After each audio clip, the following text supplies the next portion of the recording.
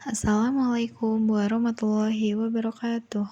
Halo semua, perkenalkan kami dari kelompok 4 yang beranggotakan yang pertama ada saya, Elisa Fadila Laili, yang kedua ada Mas Zainur Rauf, yang ketiga ada Mbak Fatima Anggraini, dan yang keempat ada Mbak Nadia Merwati, dan yang kelima ada Mas Salman Al-Farishi.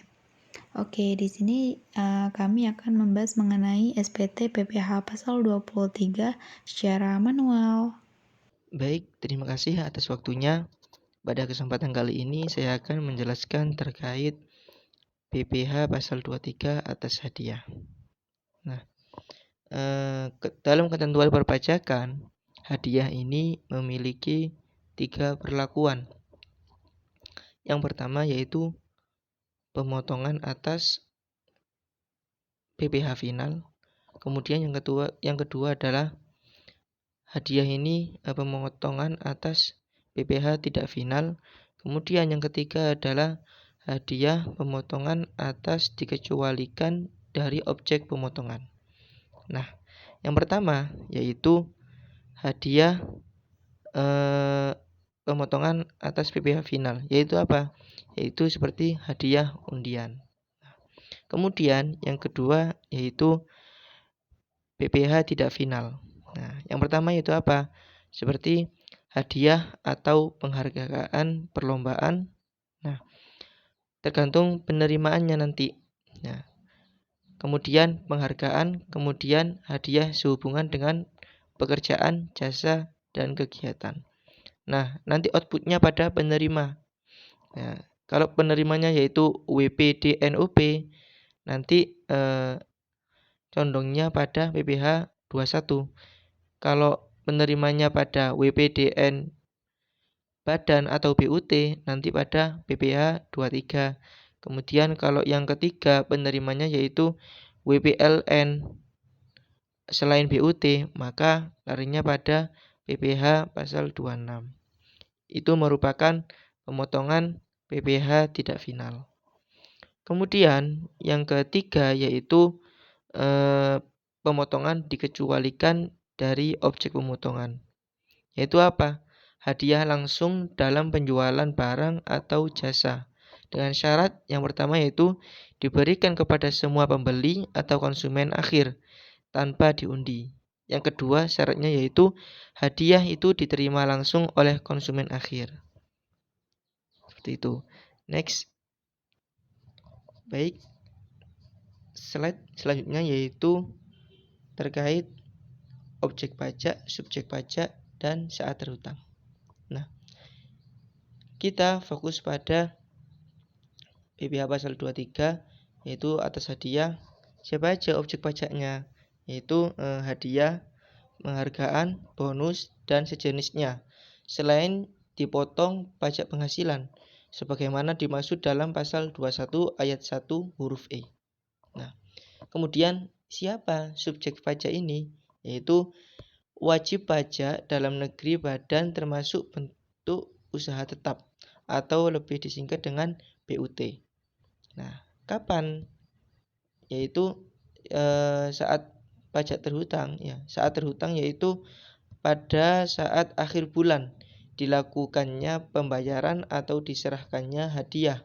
Nah, ini tergantung peristiwa yang terjadi lebih dahulu. Nah, pemotongan pajak ini atas hadiah yaitu 15%. Ya. Kemudian tarif 100% lebih tinggi untuk yang tidak ber-NPWP. Baik, selanjutnya yaitu pada pembahasan penyetoran dan pelaporan. Yang pertama yaitu penyetoran. Ya. PPH pasal 23 yang dipotong oleh pemotong PPH pasal 23 harus disetor paling lambat atau paling lama tanggal 10 bulan berikutnya setelah masa pajak berakhir ya. KAP-nya yaitu 411124 dan KJS-nya yaitu 100 atau 100. Terkait pelaporan, ya, pemotong PPH pasal 23 wajib melaporkan pemotongan PPH pasal 23 dengan menyampaikan SPT masa paling lama yaitu 20 hari setelah masa pajak berakhir, seperti itu. Baik, untuk selanjutnya yaitu pembahasan pada contoh kasus PPh pasal 23 atas hadiah. Nanti akan dijelaskan tentang bagaimana cara untuk mengisi SPT. Selanjutnya adalah contoh kasus. PT Maju dengan NPWP sekian-sekian yang beralamatkan di Jalan Taman Anyelir nomor 9 Kota Tangerang, Direktur Tuan Haikal pada bulan Maret tahun 2020 telah melakukan pemberian hadiah sebagai berikut. 1. Hadiah lomba catur kepada Tuan Anton sebesar 5 juta. Kemudian hadiah lomba desain grafis kepada CV Abadi sebesar 100 juta. Kemudian hadiah langsung berupa tas senilai 250.000 kepada Tuan Arsya atas pembelian produk perusahaan, di mana setiap customer mendapatkan hadiah tersebut. Yang keempat, hadiah lomba desain grafis kepada Tuan Dharma sebesar 20 juta, P3B tidak terpenuhi. Yang kelima, hadiah undian berupa uang tunai sebesar 15 juta kepada Tuan Kardi. Dari contoh kasus ini, diminta untuk mengidentifikasi aspek PPh pemotongan dan pemungutan dari peristiwa di atas. Kemudian buatlah bukti pemotongan PPh 23 dan isilah SPT masa PPh 23 bulan Maret tahun 2020. Baik, selanjutnya adalah proses identifikasi. Objek pajak yang pertama adalah hadiah lomba catur. Penerima hadiahnya adalah Tuan Anton. PPh-nya pasal 21, tarif 5%, DPP 5 juta, kemudian PPh-nya sebesar 250.000. Objek pajak yang kedua yaitu hadiah lomba desain grafis. Penerima hadiahnya CV Abadi, PPh pasal 23, tarifnya sebesar 15%, DPP-nya 100 juta, kemudian PPh-nya 15 juta. Objek pajak yang ketiga adalah hadiah langsung yang diterima oleh Tuan Arsya. PPh-nya tidak dipotong, tarifnya tidak ada, DPP-nya tidak ada, PPh-nya juga tidak ada. Kemudian objek pajak yang keempat yaitu hadiah lomba desain grafis yang diterima oleh Tuan Dharma, PPh pasal 26, tarifnya sebesar 20%, DPP-nya 20 juta, kemudian PPh-nya sebesar 4 juta. Kemudian objek pajak yang terakhir yaitu hadiah undian yang diterima oleh Tuan Kardi, PPh pasal final 4 ayat 2, kemudian tarifnya sebesar 25%, DPP-nya 15 juta, PPh-nya sebesar 2.500.000. Selanjutnya, pada bukti pemotongan PPh 23 yang perlu diperhatikan diantaranya ada nomor bukti potong, kemudian ada identitas dari pihak yang dipotong, meliputi NPWP, nama, dan alamat.